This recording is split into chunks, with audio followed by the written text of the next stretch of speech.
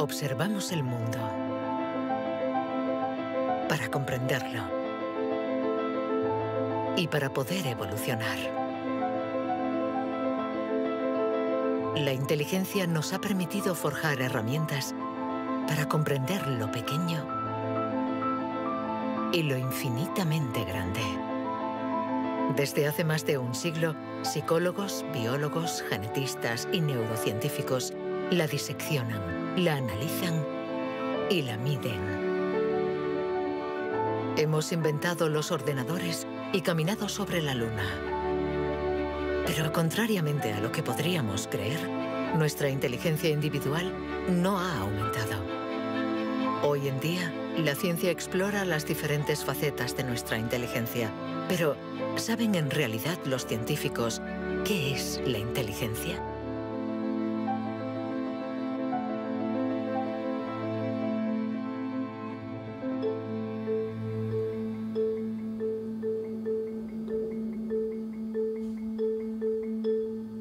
Inteligencia es relacionar, unir elementos diferentes para hallar soluciones. Para entenderla, hay que conseguir dividirla y aislar todos sus componentes. Los investigadores estudian sus diferentes facetas.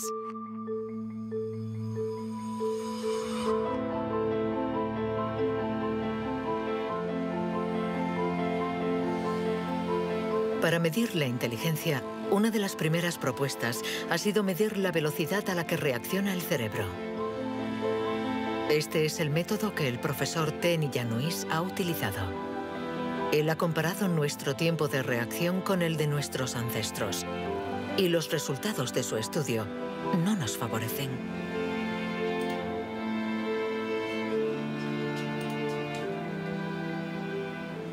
Para medir el tiempo de reacción, mostramos a una persona una luz sobre una pantalla y esta, pulsando un botón lo más rápido posible, debe decir si la luz aparece a la derecha o a la izquierda. No es un acto reflejo, sino una información simple que nuestro cerebro debe procesar. Estos estudios sobre el tiempo de reacción son muy antiguos. Muchos de ellos los llevó a cabo Francis Galton, primo de Charles Darwin, entre 1860 y 1880 en Gran Bretaña. Galton hizo pruebas a muchos miles de personas representativas de la población de la época. La gente tenía entonces un tiempo de reacción muy rápido. Nosotros hemos buscado estudios comparables que hubieran sido hechos durante los últimos 120 años y hemos encontrado unos 15. Al compararlos, hemos podido comprobar que durante los últimos 150 años la gente se ha hecho cada vez más y más lenta. Para el profesor Tenny Yanois, inteligencia es velocidad. Y nuestro cerebro invierte como media 50 milisegundos más que el de nuestros bisabuelos a la hora de procesar una información simple. 50 milisegundos más puede sonar como un algo ridículamente breve. Pero si pensamos en las miles y miles de decisiones que debemos tomar cada día, y somos un poco más lentos en cada decisión, esto puede tener consecuencias muy, muy importantes.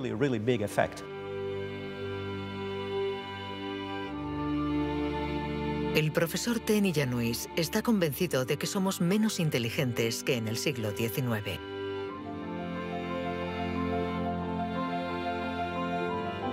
Y la prueba está en la increíble capacidad de invención de este periodo, marcado por una explosión de las innovaciones, de la creatividad, de las ideas. En el siglo XIX hubo muchas innovaciones fantásticas. Hay estudios que muestran que el número de inventos por habitante era 4 veces mayor que hoy en día.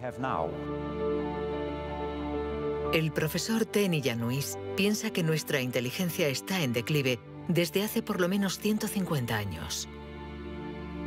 Pero en el siglo XIX, Sir Francis Galton ya pensaba que los ingleses eran bastante menos inteligentes que los griegos de la antigüedad, donde no faltaban las mentes brillantes.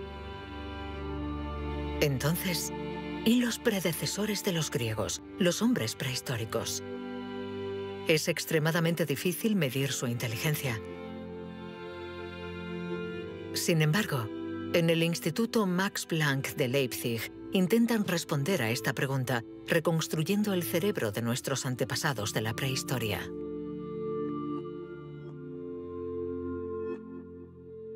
La paleoneurología es una ciencia muy frustrante, porque su objeto de estudio es casi inexistente.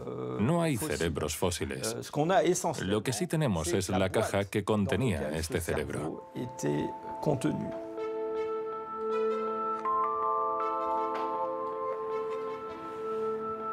Al comparar nuestro cerebro con el del hombre prehistórico, los científicos han encontrado diferencias no solo en la forma, sino también en el tamaño.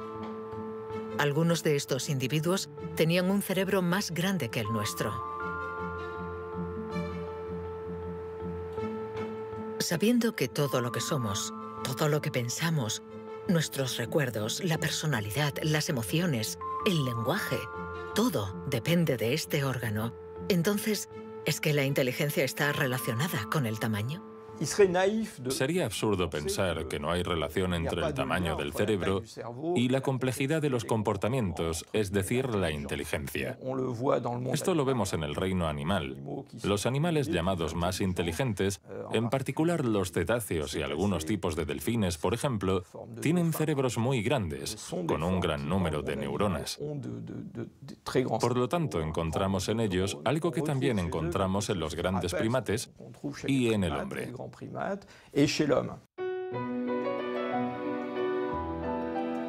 La evolución hizo crecer el tamaño de nuestro cerebro durante 2 millones de años, hasta alcanzar su máximo hace unos 15.000 años. El hombre de Cro-Magnon, que pintó en la cueva de Lascaux hace unos 17.000 años, era un Homo sapiens como nosotros. Pero de todos los Homo sapiens, este era el que tenía el cerebro más grande. El tamaño de nuestro cerebro ha disminuido en comparación con el de este antepasado. Y según algunos investigadores, somos menos inteligentes que él. Pero esta teoría no es compartida por todos.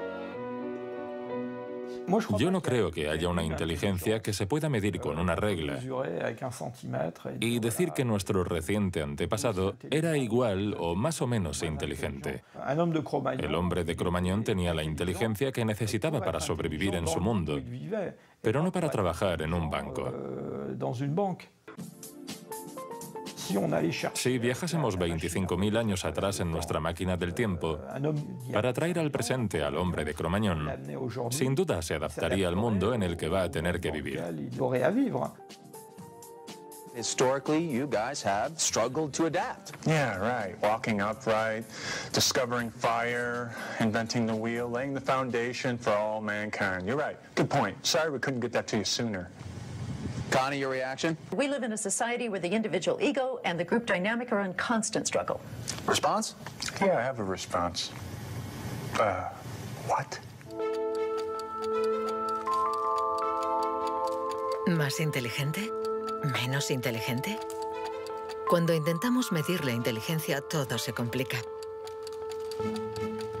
Y sin embargo, lo hacemos continuamente. En las universidades del mundo entero se enseña qué es la inteligencia. Y todos nosotros, sin ser especialistas, la medimos cada día. Todos medimos la inteligencia. Si es usted soltero y va a un bar y conoce a alguien, lo más importante después del físico es la inteligencia. Medimos la inteligencia de la gente siempre. Si hablamos sobre un concepto difícil o hacemos algo que desconocen, ¿cuánto tardan en entenderlo?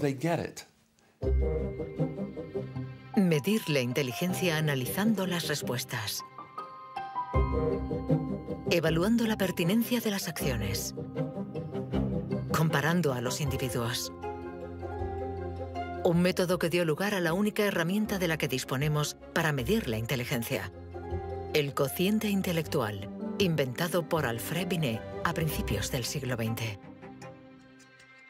Alfred Binet criticó bastante a los alienistas, los psiquiatras de la época, que hacían diagnósticos para juzgar la discapacidad intelectual, separando en grandes categorías: los idiotas, que tenían el grado más alto de discapacidad, después los imbéciles y luego los tontos. En opinión de Binet, sus juicios eran discutibles, muy difusos y diferentes de un psiquiatra a otro. Él pensaba que eran necesarios unos criterios objetivos y una única herramienta de evaluación basada en criterios científicos. En 1905, el Ministerio de Educación francés pidió a Binet que encontrara la manera de detectar a los niños con dificultades escolares. Él no tenía ninguna teoría sobre la inteligencia, pero observando a sus hijas, pensó que podría hacer una evaluación a partir del razonamiento, la capacidad de comprensión y la memoria. Lo que finalmente intentó hacer fue encontrar para cada grupo de edad los problemas característicos de ese grupo. Por ejemplo, les enseñaba una foto y les preguntaba qué representaba. Señaló que los niños de 3 años enumeraban lo que había en la imagen. Hay un señor, una señora, un banco, un árbol. Los de 7 u 8 años describían la imagen. Hay un señor y una señora sentados en un banco. Y por último, los de 12 años interpretaban la imagen. ¿Están tristes? ¿O bien el señor está enfermo? Y cosas así. Así, Binet desarrolló junto a Théodore Simon el primer test de inteligencia. Había nacido el clásico test de la edad mental. Es la relación entre la edad mental dada por el resultado del test y la edad real de la persona. La cifra se multiplica por 100 para obtener el cociente intelectual. Si un niño de 10 años resuelve las pruebas de uno de 12, será un niño adelantado y tendrá un cociente de 120. La idea era relacionar el rendimiento de un individuo con el de otros individuos comparables, es decir, los que están exactamente en la misma categoría de edad, la misma cultura, etc. Y, obviamente, partiendo de una serie de puntuaciones en la prueba para una edad determinada. El cociente intelectual es la posición de un individuo comparado con el rendimiento de otros que son como él o ella, es decir, de la misma edad. Le damos al cociente intelectual un poder exagerado, porque pretende medir una cualidad tan particular como la inteligencia. Es difícil resistirse a la tentación de medirse, de compararse. Lo que sí es un poco ridículo es lo que nos encontramos actualmente en Internet, como las páginas web que calculan nuestro cociente intelectual. La gente hace el test, se encuentra con una cifra y la interpreta. Y si, por ejemplo, esta cifra no es buena, pensamos que no somos inteligentes. Es absolutamente catastrófico. El 2. Es ridículo pensar que una cifra defina a una persona. El 4. El 3. Solo un psicólogo hará un test fiable del cociente intelectual. El 2. Ya que debemos saber cómo interpretarlo en relación con el pasado del individuo, su presente El 2 y el 3. y su personalidad. Este cociente mide la inteligencia. Compara a las personas. Pero ¿nos permite saber si nuestra inteligencia ha evolucionado desde que Binet lo inventó hace más de un siglo? ¿Obtenemos mejores resultados en el test hoy? En Nueva Zelanda es donde por primera vez han respondido a esta pregunta. Allí, James Flynn ha hecho un descubrimiento sorprendente que los científicos de todo el mundo han bautizado como el efecto Flynn. El efecto Flynn supone el descubrimiento de que todas las naciones que entraron en la era industrial han obtenido mejoras considerables en los tests de cociente intelectual. He revisado toda la variedad de estas pruebas en 40 países, como en Francia, Holanda o Noruega, donde los jóvenes habían sido llamados al servicio militar. Se les ha dado cada año exactamente el mismo test, y las mejoras son muy evidentes. Hace 1 o 2 generaciones, la gente obtenía una media de 30 respuestas sobre 60. Hoy obtienen 45. Después de evaluar decenas y decenas de estudios, James Flynn ha mostrado que desde hace más de 60 años obtenemos mejores resultados en estos test. ¿Quiere esto decir que ahora somos más inteligentes que nuestros abuelos? Un cambio en el cociente intelectual no significa necesariamente un cambio en la inteligencia. Pongamos un ejemplo. Una persona hace hoy el test por primera vez. Si hace el mismo test al día siguiente, existe un efecto de aprendizaje.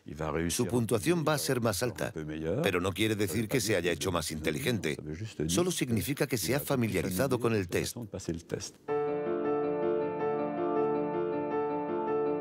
El aumento del cociente intelectual se debe en gran medida al entorno, mejor alimentación y mejor educación. Nuestro cociente aumentaría de 2 a 3 puntos por cada año de escuela, y los años de escolarización han pasado de una media de 6 a principios del siglo XX a los 11 años de hoy en los países industrializados. Todos estos cambios añadidos han incrementado los resultados.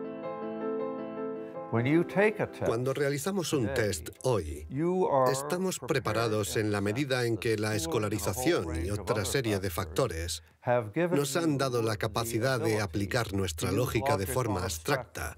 Es decir, que podemos ver una serie de números y acertar el siguiente.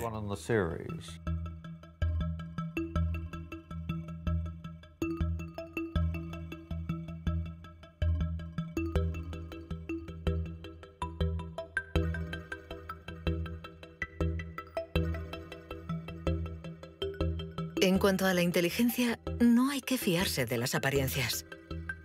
Tener mejores resultados en estos test no implica que seamos más inteligentes. Se trata solamente de que estamos mejor preparados para pasar el test. Nuestra inteligencia es como un músculo que entrenamos para obtener de él todo su potencial, y con el entrenamiento podemos alcanzar nuestros límites. Las cifras lo demuestran. Tras decenios de mejora, los resultados de los test han llegado al tope. Incluso están empeorando en países como Inglaterra, Dinamarca o Noruega. El aumento del cociente intelectual es un fenómeno que ha durado un siglo, pero todos los países terminarán por llegar al tope de este incremento. Sospecho que la educación formal ha abusado de la capacidad de manipular los conceptos abstractos y, a menos que se produzca una revolución de la pedagogía, los beneficios que ha producido la escuela van a tocar techo, ya que hoy en día casi todo el mundo está escolarizado.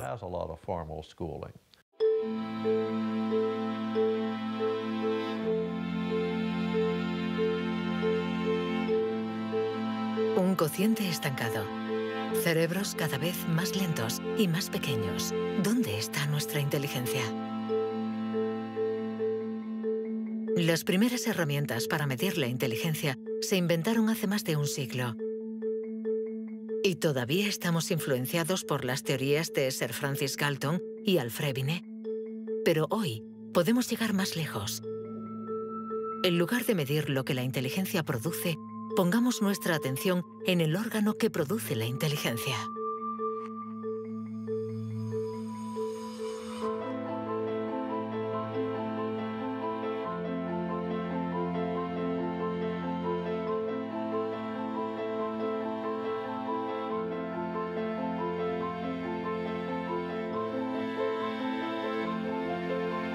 Richard Heyer es psicólogo y neurocientífico en la Universidad Irving de California.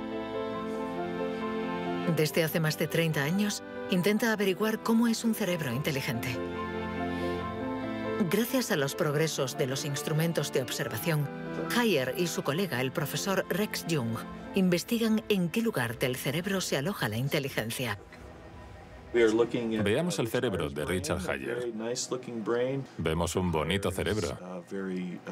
El doctor Hayer es una persona brillante e inteligente y vemos todas las regiones que sustentan su inteligencia.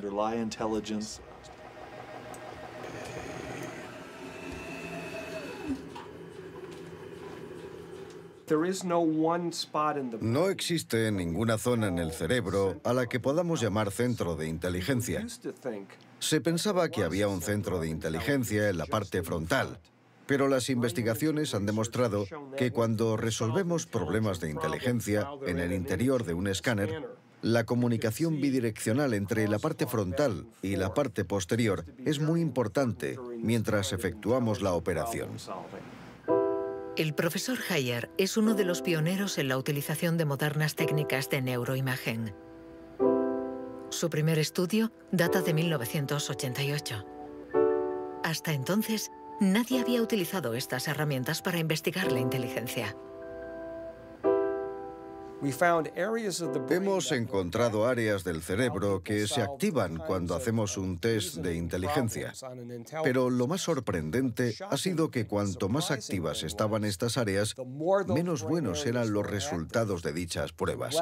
Esto es lo contrario de lo que esperábamos. En el mundo de la ciencia, encontrar un resultado opuesto a lo esperado es realmente interesante.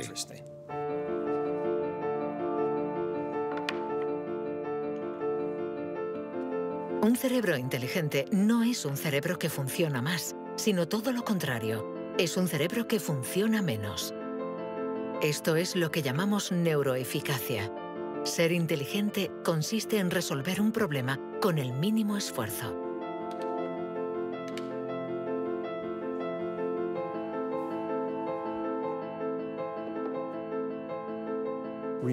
Si recordamos la primera vez que condujimos un coche, el primer día en un gran aparcamiento vacío, con alguien sentado a nuestro lado, girando el volante y pensando, ahora tengo que frenar.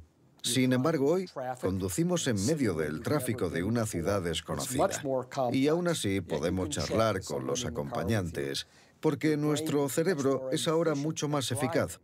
Por lo tanto, un alto nivel de inteligencia no está necesariamente ligado a un cerebro que trabaja más, sino a una transmisión más eficaz de la información entre las zonas importantes del cerebro.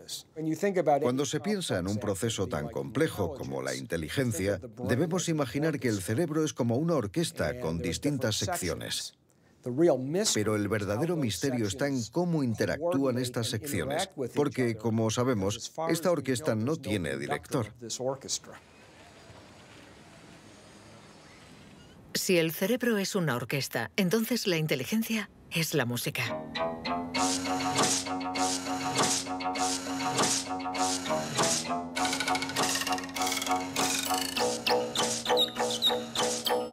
Cuando empezamos a interpretar la partitura, nunca sabemos cómo van a tocar juntos los músicos.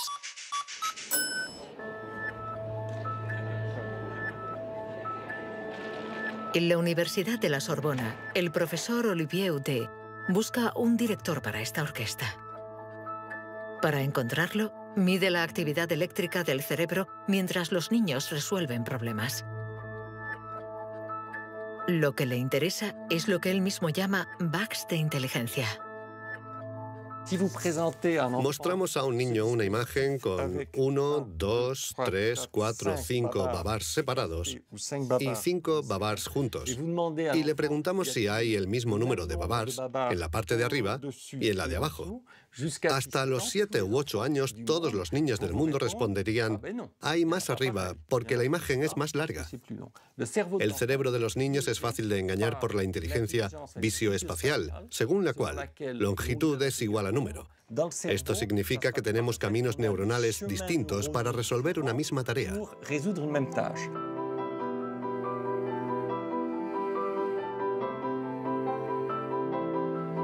Contar o medir.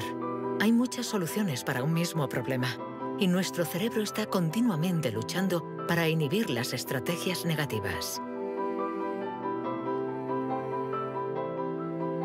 Lo que queremos mostrar, y esta es la originalidad de nuestro laboratorio, es que la inhibición es sin duda el proceso clave y positivo de la inteligencia, porque nos permite resistirnos a nosotros mismos.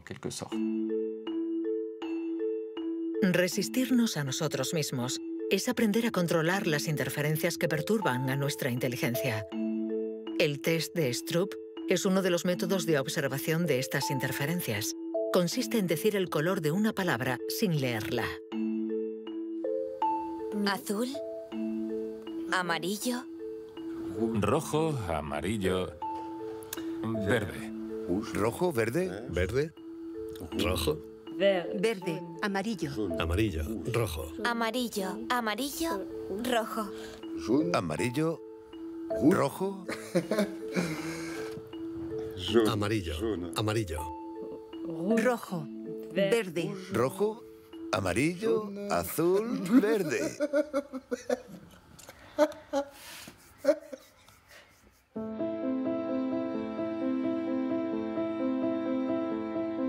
Para resolver un problema usamos diferentes regiones del cerebro unidas entre sí, pero que a veces entran en competencia. Pero ¿cómo se comunican las diferentes regiones? Este tema le interesa al profesor Douglas Fields, del Instituto Nacional de la Salud de Washington. El cerebro está hecho de dos clases de tejidos, materia blanca y materia gris. Todos hemos oído hablar de la materia gris, que es donde se encuentran las neuronas, en la superficie del cerebro. Pero debajo hay miles de conexiones, de cables, de axones que conectan las neuronas formando circuitos. Y es de color blanco porque estos axones están aislados por una membrana celular llamada mielina.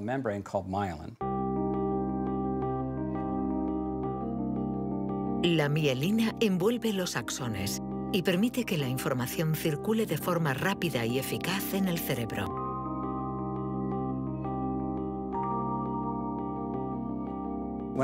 Cuando nace un niño, su cerebro no está maduro. Sus funciones son mínimas.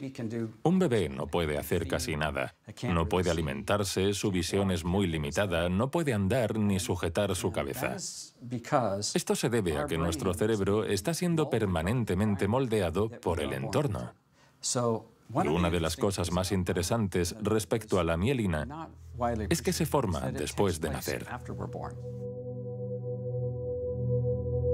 La mielina es esencial para que la información circule de forma eficaz por el cerebro. Es esencial para nuestra inteligencia.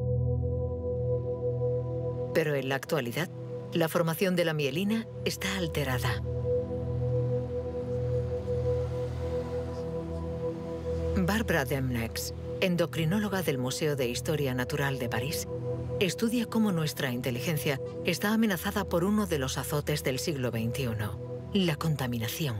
En cualquier parte del mundo donde vivas, estarás expuesto a ciertas sustancias químicas que interfieren en el funcionamiento de la hormona tiroidea.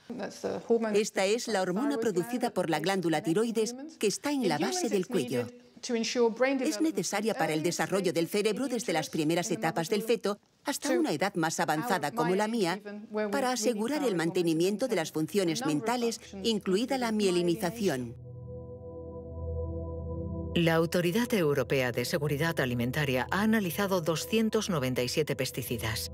Entre ellos, más de 100 afectan al funcionamiento de la hormona tiroidea, como el bisfenol A, el PCB y los productos ignífugos. Productos químicos con los que estamos en contacto a diario. El equipo de Barbara Demnex ha demostrado que estos productos bloquean los receptores específicos de la hormona tiroidea de cada una de las células cerebrales y los efectos son considerables. Hay una evidencia sólida. Los científicos hemos observado los niveles de exposición en las madres. Se han comparado diferentes niveles de exposición y hemos visto que los niveles más elevados estaban asociados a una pérdida de 5 a 6 puntos de cociente intelectual en sus hijos. Cierto es que la mayoría de nosotros no percibimos la diferencia, pero es evidente que 5 puntos menos de cociente intelectual pueden suponer una gran diferencia en cuanto al éxito escolar o al éxito en la vida. Y saberlo puede ser muy preocupante para los padres.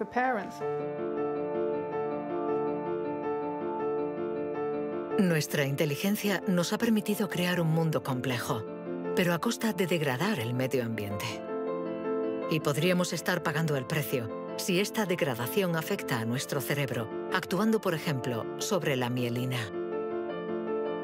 Pero si este fenómeno se confirma, ¿qué haremos? Durante más de un siglo, hemos pensado que los procesos mentales se debían solo a la actividad eléctrica de las neuronas. Pero hoy, los neurólogos han comenzado a explorar nuevos campos. Tan solo el 15% de las células del cerebro son neuronas. El resto, el 85%, no se comunican mediante impulsos eléctricos. Las llamamos glía. Nuevos métodos nos han permitido ver, para nuestra sorpresa, que las células gliales se comunican entre ellas y con las neuronas sin electricidad.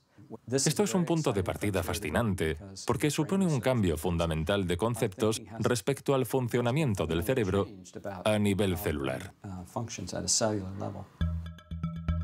Células gliales. Células mucho más numerosas que las neuronas y que forman su entorno. Algunas fabrican la mielina. Otras alimentan a las neuronas y las protegen. Estas se denominan astrocitos. Y un descubrimiento inesperado indica que los astrocitos juegan un papel en la inteligencia. Todo comenzó con un genio. En abril de 1955, en el Hospital Princeton de New Jersey, el patólogo Thomas Harvey dirigió la autopsia de Albert Einstein. El 18 de abril, a las 8 de la mañana, decidió robar el cerebro del hombre considerado como la encarnación del genio. Pretendía examinar este preciado órgano para encontrar el secreto de la inteligencia. Después de esconderlo en su casa durante 27 años, autorizó a otros científicos a examinarlo. Estos descubrieron en el cerebro de Einstein lo que podría ser el secreto de su inteligencia. El cerebro de Albert Einstein fue examinado para ver qué era lo que lo hacía más inteligente, y no pudieron encontrar ninguna diferencia en el número de neuronas ni en el tamaño. No había nada, excepto que su cerebro tenía más astrocitos. Esto llamó la atención de mucha gente sobre el papel de los astrocitos en la inteligencia. Los astrocitos. Células gliales identificadas hace más de un siglo. Aunque en los últimos años, los científicos han comprendido que su función no era mucho más compleja de lo que imaginaban. Los astrocitos sirven para muchas cosas. Controlan la sinapsis, controlan el flujo sanguíneo en el cerebro, alimentan a las neuronas, reaccionan a las heridas. Todas estas cosas estaban consideradas como tareas menores que los astrocitos hacían en el cerebro, y no habían sido tomadas muy en serio hasta que se dieron cuenta de lo determinantes que son los astrocitos para las neuronas. Un astrocito humano controla cientos de neuronas, muchas más que, por ejemplo, un astrocito de ratón. Basándose en esta observación, un equipo de la Universidad de Rochester ha realizado un experimento fascinante. Para entender mejor la inteligencia humana, han decidido cruzar la barrera de la especie y han trasplantado astrocitos humanos en el cerebro de un ratón. Hemos trasplantado astrocitos humanos en ratones y el trasplante invadió literalmente todo su cerebro. Cuando lo revisamos un mes después, pudimos ver que allí donde habíamos realizado el injerto, este ocupaba un lugar discreto. Un año más tarde, todo el cerebro se había injertado a sí mismo. Todas sus células habían sido literalmente reemplazadas por células humanas. Y nos dimos cuenta de que estos ratones tenían más memoria y más capacidad de aprendizaje que los no injertados. Para comprobar las capacidades de los ratones con el cerebro modificado, los metieron en un laberinto. Resultado: los injertados encontraron la salida 2 veces más rápido que los no injertados. Este experimento no deja lugar a dudas. Los astrocitos favorecen la memoria y el aprendizaje. Juegan un papel clave en nuestra inteligencia.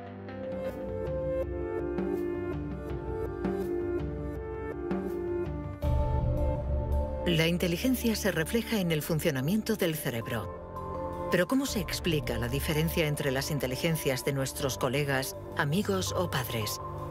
¿Es que tienen más materia blanca, menos astrocitos o sus neuronas son más rápidas? El origen de nuestras capacidades se encuentra en parte en nuestros genes. Robert Plomin estudia la genética del comportamiento. En sus investigaciones ha visto crecer a miles de niños y gracias a ello espera poder encontrar los genes que influyen en la inteligencia. A menudo la gente desea saber en qué medida la inteligencia viene determinada por los genes. En primer lugar, hay que insistir en que la palabra determinar no es adecuada. Debemos decir influenciar, ya que, como sucede con el tamaño, está estrechamente relacionado con los genes, pero no determinado por ellos. Si somos altos, es probable que nuestros hijos sean más altos que la media, pero si están mal alimentados o enfermos, serán más bajos. Esto no es determinar, es influenciar. En otras palabras, los genes nos dan el potencial y el entorno decide el resultado final.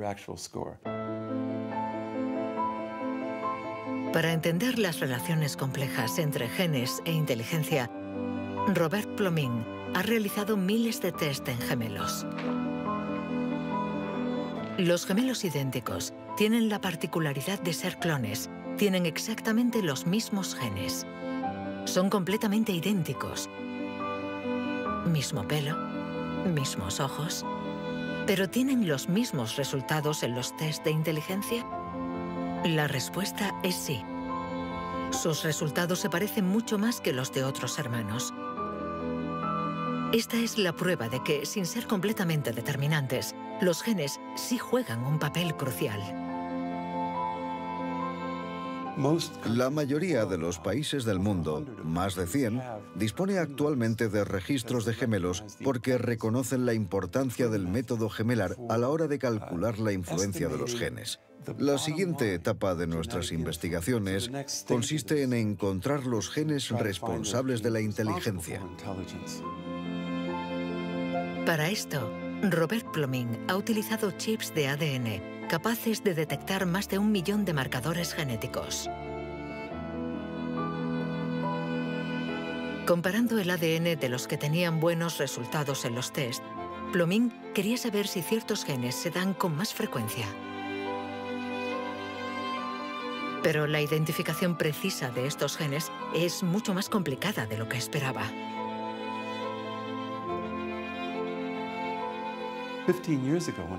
Hace 15 años, cuando comencé a buscar los genes de la inteligencia, nadie imaginaba que sería una tarea tan difícil.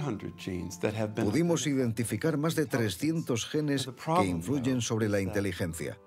El problema era que habíamos estudiado solo el 1%.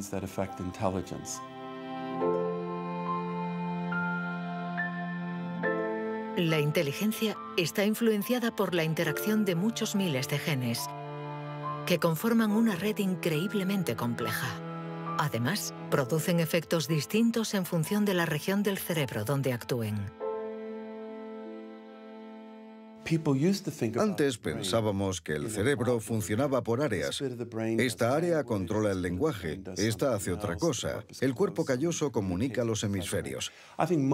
Hoy nos hemos dado cuenta de que esto era ficción y que el cerebro actúa de forma más global. Desde un punto de vista genético, se ve más claro todavía, ya que la mayoría de los genes que actúan sobre el cerebro actúan sobre muchas regiones del cerebro. Paso a paso vamos entendiendo nuestra inteligencia. Los científicos afinan las herramientas para medirla, pero la cuestión es cómo las vamos a utilizar.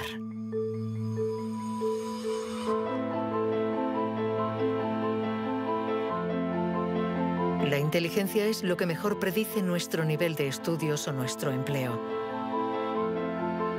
Por lo tanto, hablar de la inteligencia es delicado, ya que tendemos a valorar, clasificar y jerarquizar, con el riesgo a equivocarnos que conlleva. El error de razonamiento está en considerar que la inteligencia puede ser esencialmente hereditaria. Y esto nos ha llevado a divagaciones, en mi opinión, total y absolutamente ridículas. Por ejemplo, en 1924, creo, se votó en Estados Unidos una ley que restringía la inmigración mediante cupos, porque en los test daban resultados menos buenos.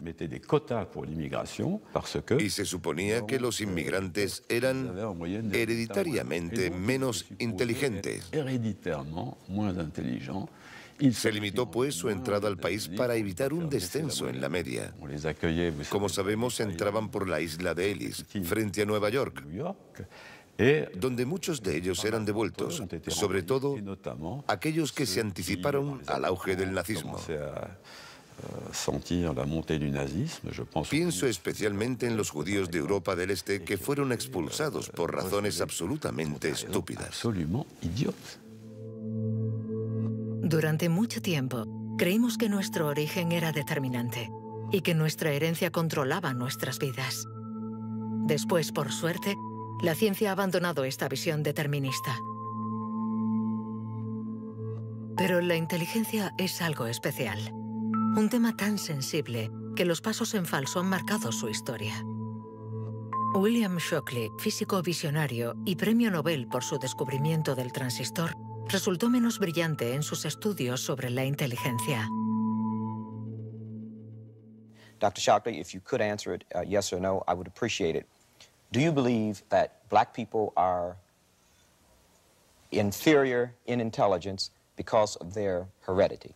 What I say is this. My research leads me, and it's a tragic conclusion, really, my research leads me inescapably to the opinion that the major cause of the American Negro's intellectual and social deficits is hereditary and racially genetic in origin, and thus not remediable to a major degree by practical improvements in environment. Then what do you see as the solution to the problem? I would propose that you would offer a bonus to everyone to be sterilized. The offer is based upon the best estimates, best scientific estimates that one can have of any genetically carried disabilities. 1974, prácticamente ayer. Una época nada lejana. Algunos utilizaban el cociente intelectual para justificar su racismo y excluir lo diferente. Joseph Skobanek sufre el síndrome de Asperger, una forma de autismo compatible con un cociente elevado. Graduado en ciencias políticas, doctor en filosofía y escritor, con 6 años no hablaba una palabra. Hoy habla 7 idiomas, entre ellos el hebreo, el árabe, el persa y el azerí. Yo formaba parte de esos niños cuyo destino era la basura. Durante mucho tiempo nos dijeron que las personas autistas eran deficientes intelectuales. Autismo llegó a ser casi sinónimo de discapacidad intelectual. Sin embargo, hoy sabemos que esto no es así. Toda sociedad humana necesita una jerarquía, necesita gente que marque la diferencia. Y tendemos a resumirlo todo bajo un criterio único. En Estados Unidos, la calidad humana y las jerarquías se definen por el cociente intelectual. En Francia puede ser cualquier concurso administrativo. En la China imperial eran los famosos exámenes del mandarín. Pero todo esto reposa sobre una idea central, y sin embargo errónea, la de que hay una única escala para medir la inteligencia de la humanidad. Y todo aquel que predica estas teorías se sitúa a sí mismo en lo más alto. La inteligencia como escala única de la humanidad.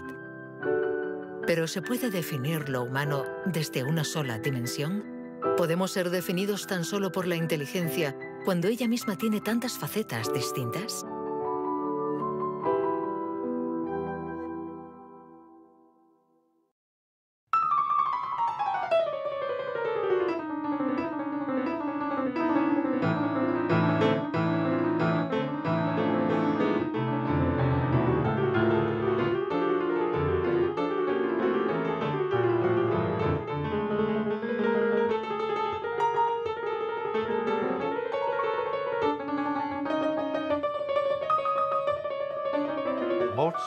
Nos han dicho siempre que Mozart podía tener en la mente una sinfonía entera.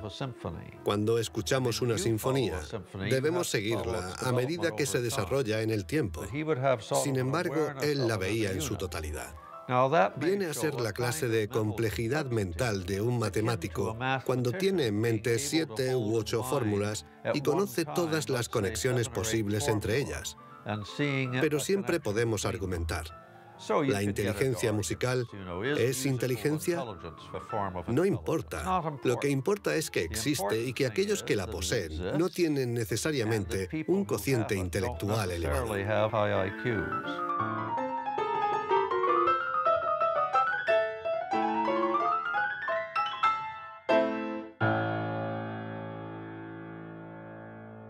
Siempre ha existido una reticencia a considerar que existen formas distintas de inteligencia y una cierta tendencia a querer determinar un cociente intelectual general. Una única escala de inteligencia donde podemos situarnos por encima o por debajo. Pero la realidad lo contradice.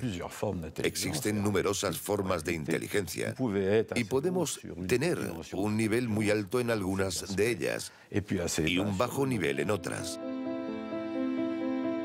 Esta idea estaba en los primeros estudios sobre la inteligencia. Hoy, los científicos ya han aceptado que sea cual sea el método utilizado, no van a conseguir medir la inteligencia con una escala única.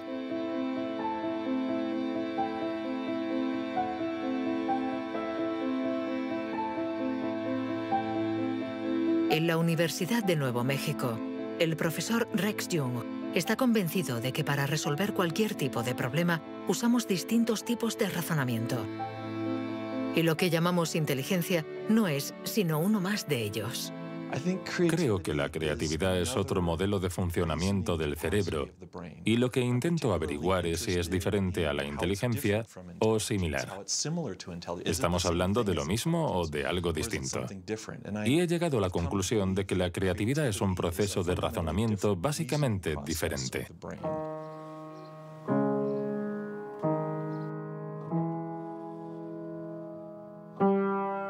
Leer una partitura es ser inteligente utilizando nuestros conocimientos.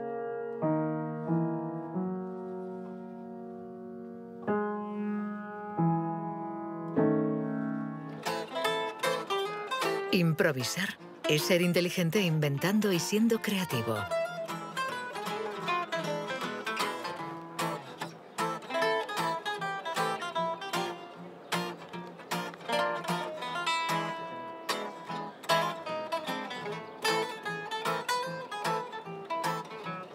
Un músico puede ser a la vez inteligente y creativo, un sujeto de estudio ideal.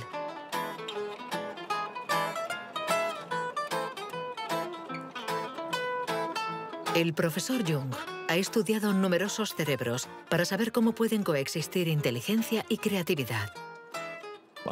Trabajo sobre la hipótesis de que son complementarias y que hay dos redes diferentes en el cerebro que cooperan para permitirnos razonar.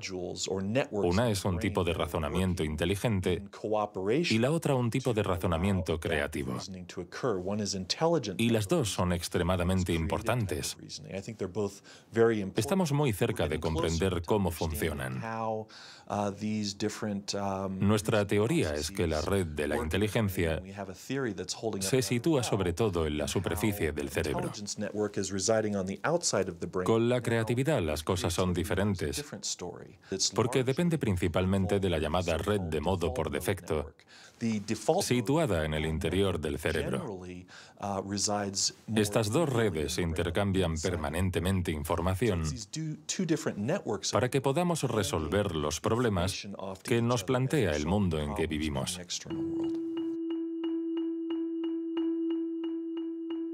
Todos hemos experimentado esa sensación de una idea que surge de no se sabe dónde con la fuerza de la evidencia. Lo que nos revelan los neurocientíficos es que la forma de razonamiento inventivo-creativo es una única forma de razonamiento. ¿Podemos ser inteligentes sin ser creativos? ¿O creativos sin ser inteligentes? ¿Esta cuestión tiene sentido? Para evolucionar de forma inteligente, ¿no necesitamos todos los recursos de nuestra mente? No podemos ser creativos, por ejemplo, en física, si solo tenemos formación en física. Para ser creativos en física, necesitamos estar educados en ese universo extraño y poder utilizar y reutilizar los mecanismos mentales que hemos aprendido en otros contextos.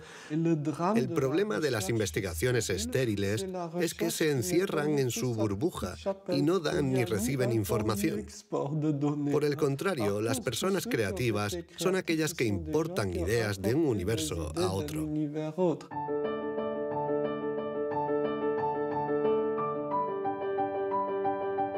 Los hilos se tejen. El cuadro se completa. Los científicos ensamblan poco a poco las diferentes piezas de nuestra inteligencia. Pero el mundo evoluciona y la inteligencia también. El cerebro está en permanente evolución y permite que la inteligencia se adapte a los problemas que debemos resolver, por múltiples y variados que estos sean. Cuando era niño, sabía que yo no funcionaba como los demás y era consciente de ello. Esto me hizo reflexionar y me llevó a imaginar un mundo plural. Un mundo donde no hubiera una única forma de clasificar y de medir, sino muchas. Lo que quiero decir es que la verdadera inteligencia humana no está en pensar de forma plural y saber tener en cuenta distintas formas de entender el mundo y no solo una.